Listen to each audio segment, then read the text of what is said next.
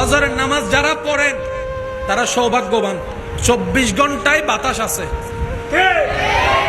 দুপুর বিকাল সন্ধ্যা রাত বাতাস আছে। এখনো বাতাস, কিন্তু বিকালের বাতাস যেরকম গায়ে লাগে এশারের বাতাস গায়ে।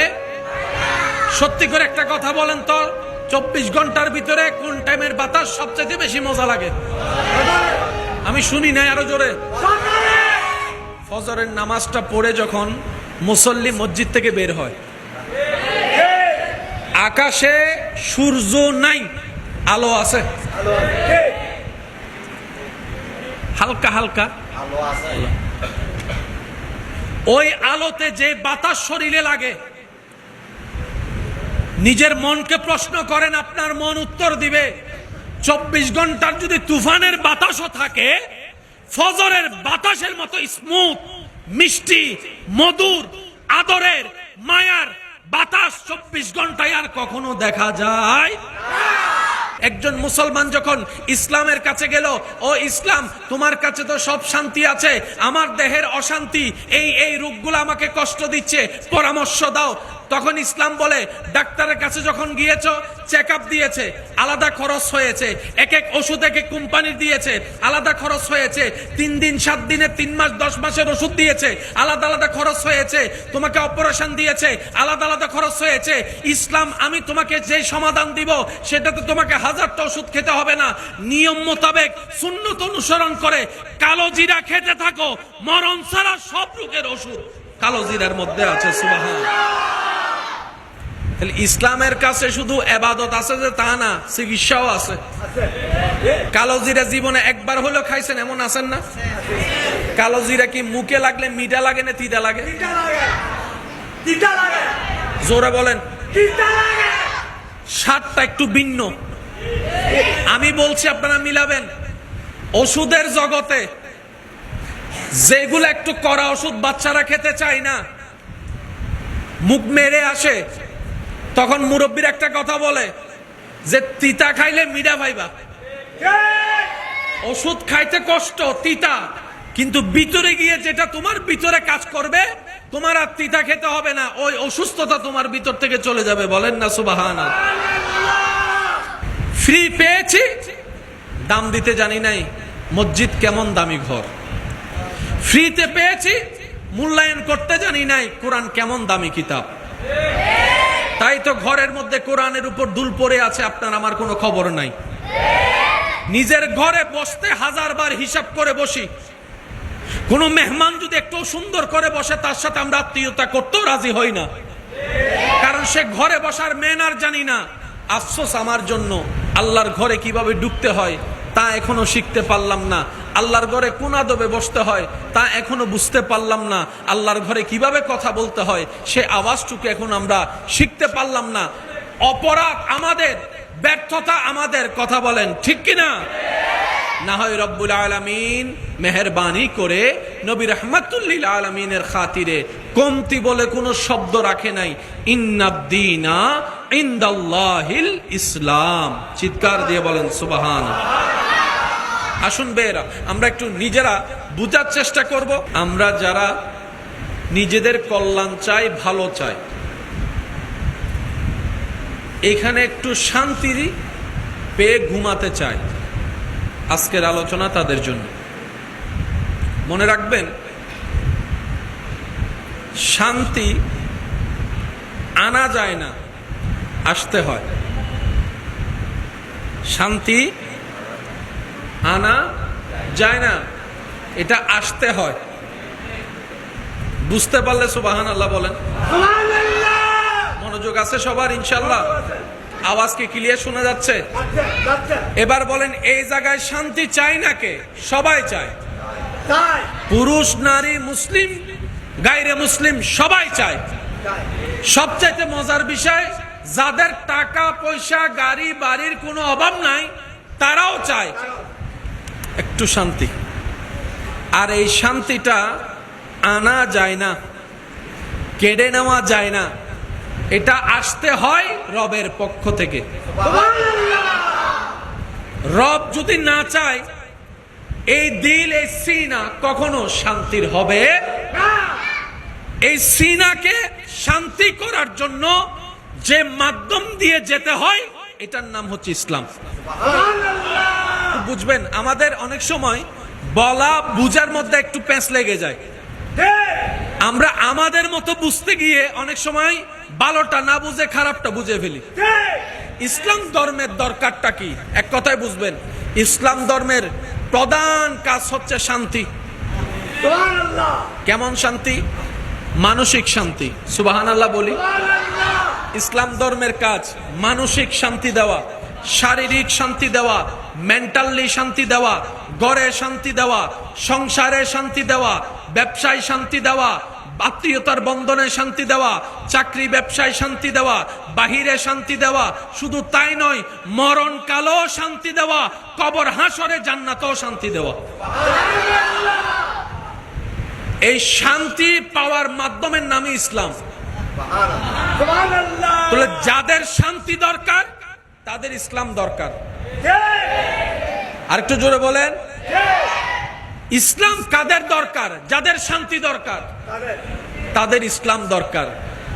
দুনিয়া এবং আখিরাতের সব শান্তি আল্লাহ ইসলামের ভিতর দান করেছেন। সুবহানাল্লাহ। আপনারা যদি একটু আমাকে সাপোর্ট দেন, আমি বলতে স্বাচ্ছন্দ্য বোধ করব, আমারও মনে হবে যে আপনারা রিসিভ করতে পারছেন, আমারও বলতে ভালো লাগবে। আশা করি আপনাদের থেকে আমি সহযোগিতাটা পাবো বলে আমি আশা করছি। ইনশাআল্লাহ সহযোগিতা করবেন তো? ইনশাআল্লাহ। এবার আমি বলবো, আপনারা উত্তর দিবেন। আমাদের ধর্মের নাম কি? ইসলামটা কাদের জন্য? যাদের শান্তি দরকার তাদের জন্য।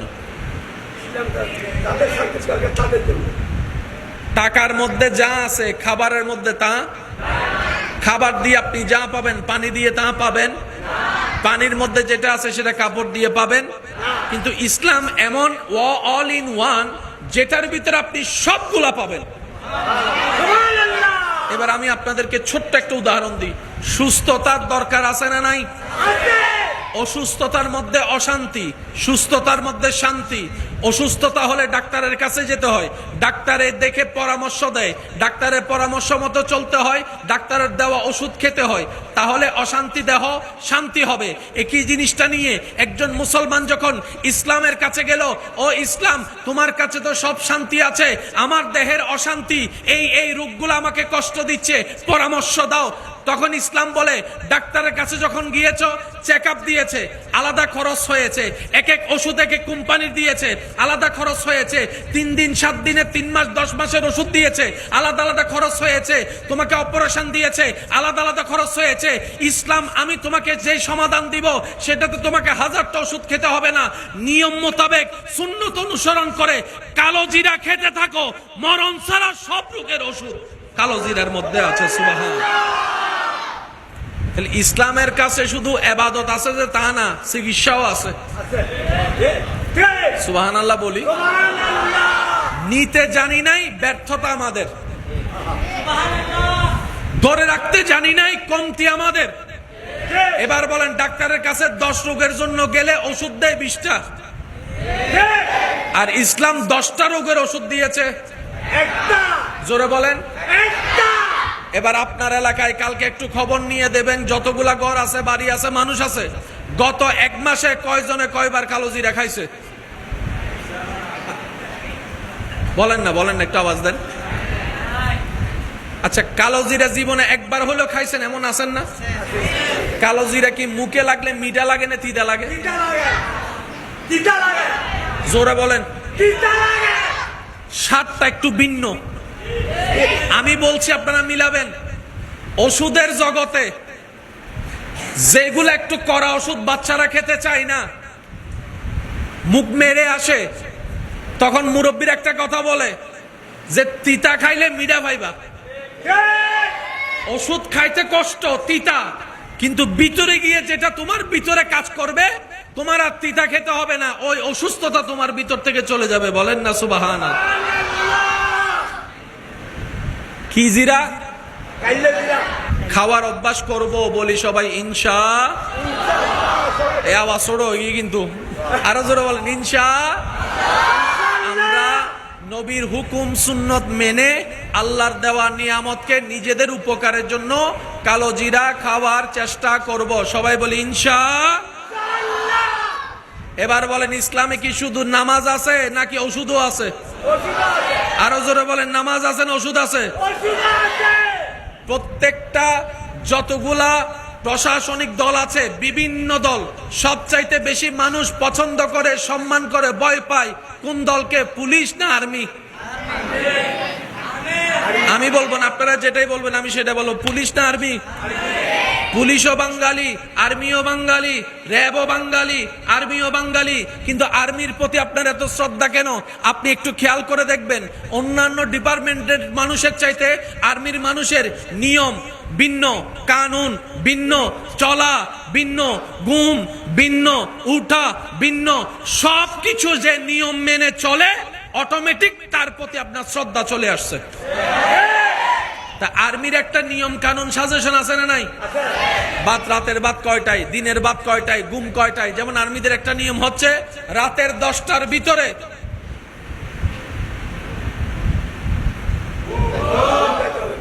আবার বলছি, রাতের 10টার ভিতরে কারো যদি ঘুম না আসে, মোবাইল চিপতে মন চাই চিবেন, কিন্তু পাশের জনের জন্য ডিস্টার্ব না হয়। রাতে 3টায় ঘুমলে মন চাইলে 3টায় ঘুমান, সমস্যা নাই, কিন্তু ফজরে ঠিক আজানের আগে উঠতে হবে।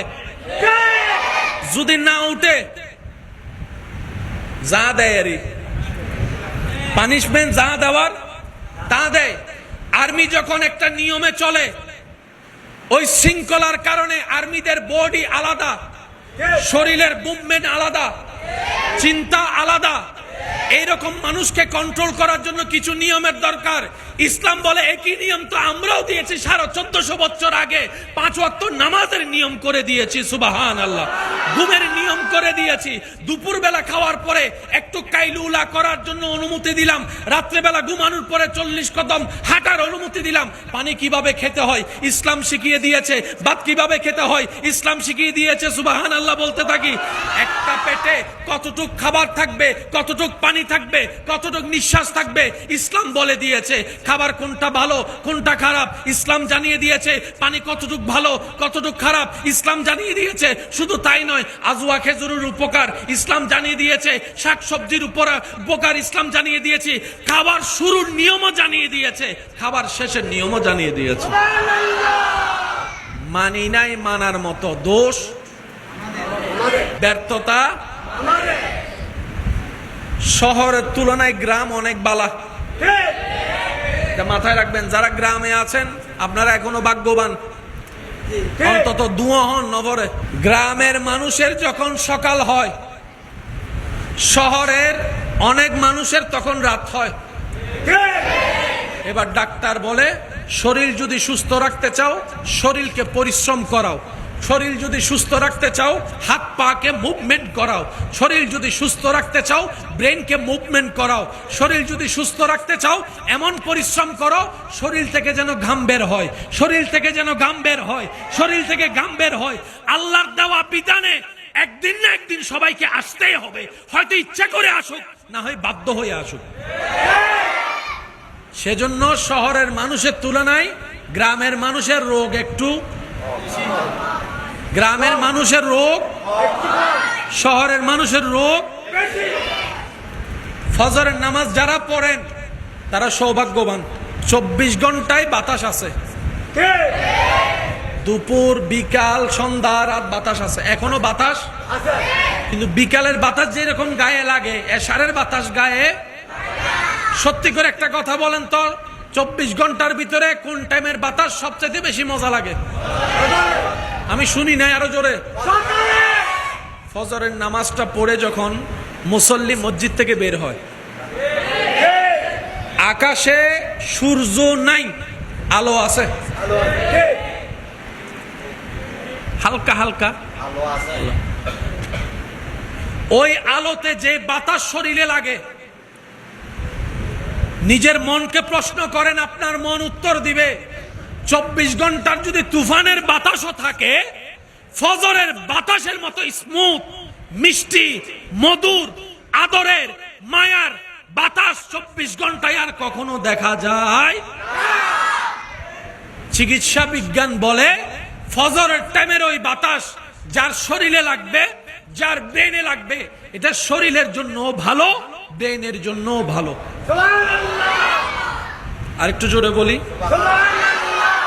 এবার আমি সবার মুখ থেকে শুনতে চাই, ইসলাম আমাদেরকে যা পরামর্শ দিছে তা কি আমাদের ক্ষতির জন্য না ভালোর জন্য? কিন্তু আমরা ভালো নিতে জানি, আমরা ভালো নিতে পারি, আমরা ভালো জিনিসের দাম দিতে জানি। ঘরের ফ্রেশ রান্না মজা লাগে না, আর রেস্টুরেন্টের তেলে 10 দিনের তেলে ফোড়া ভাজা।